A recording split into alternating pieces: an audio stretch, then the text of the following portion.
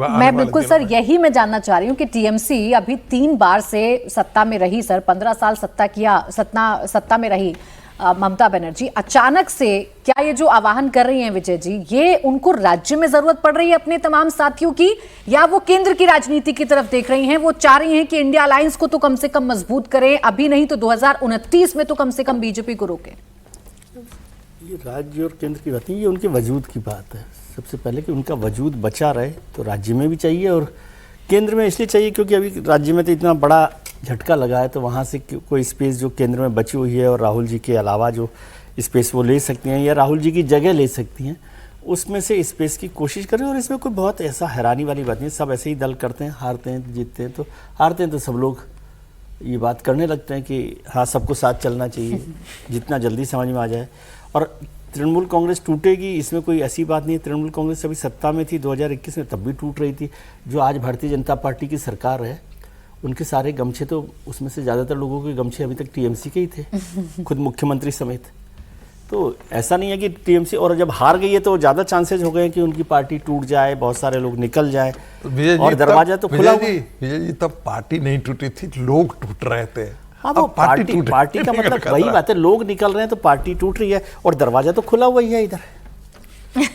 इसमें दरवाजे में भी कोई दिक्कत नहीं, दरवाजा बंद हो तो फिर भी संकट होता है, दरवाजा खुला हुआ है। सॉरी, दरवाजे में चटकनी नहीं है अंदर से। हाँ, वही तो आह्वान है, तो वो हो सकता है। ममता जी के लिए अभी एक बड़ा जो काम है, मतलब ये एकता और ये तो है, कोलकाता के इलेक्शन है दिसंबर में, कोलकाता म्यूनिसिपल कॉरपोरेशन के, और उसके दौरान ही बहुत सारे लोकल बॉडीज इलेक्शंस होने। तो क्या कांग्रेस टीएमसी अपने आप को रिटेन करने के लिए और पार्टी को बनाए रखने के लिए यदि उसमें काम करती, कोलकाता की 11 सीट्स थी जो म्यूनिसिपल कॉर्पोरेशन में आती हैं, उसमें से 5 सीटें टीएमसी ने जीती है, 6 भारतीय जनता पार्टी ने जीती है। तो यदि 144 वार्ड्स वाले उस म्यूनिसिपल कॉर्पोरेशन में ममता जी कुछ अच्छा करने की कोशिश करें या अच्छा हो जाए तो हो सकता है कि वो रिटेन कर सके। लेकिन चुनावों में, राजनीति में ऐसा चलता रहता है, हारते हैं तो सब लोग एक साथ होते ही हैं, जीतते हैं तो अपना चलाते हैं। तब तो ममता बनर्जी को बर्दाश्त नहीं था कि कोई सीटों में बंटवारा भी करे।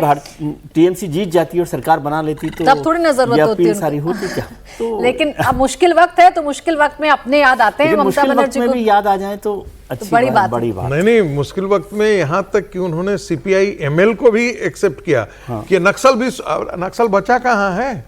बंगाल में ममता बनर्जी को नहीं मार दिया। अगर ममता बनर्जी को इतना सीपीआई सीपीएम से प्यार हो गया है कि भाई गठबंधन में हम मिलकर चुनाव लड़ेंगे, तो ममता बनर्जी तो फ्री बर्ड है। सीपीआई सीपीएम के कार्यालय में चली जाए, उनसे मिलने, वहाँ चाय पी कराए, उनको इनवाइट करे, तो लगेगा कि वाकई ममता बनर्जी अब चाहती है। समीर जी, उन्होंने कहा कि जो बात करना चाहते हैं वो हमसे बात कर सकता है। हाँ। यानी कि अभी भी उनका तेवर वही है कि कोई और आकर के उनसे बात करें, ये रीच आउट नहीं करने के लिए। अभी सत्ता गई है ना सर, वो अभी सत्ता गई है, आगे जैसे हैरानी मुझे एक ही बात पे हुई, आपने कहा कि माननीय मुख्यमंत्री जी हैं शुभेंदु जी, वो कल बड़ी मीटिंग कर रहे हैं IAS IPS ऑफिसर्स की लॉ एंड ऑर्डर पर।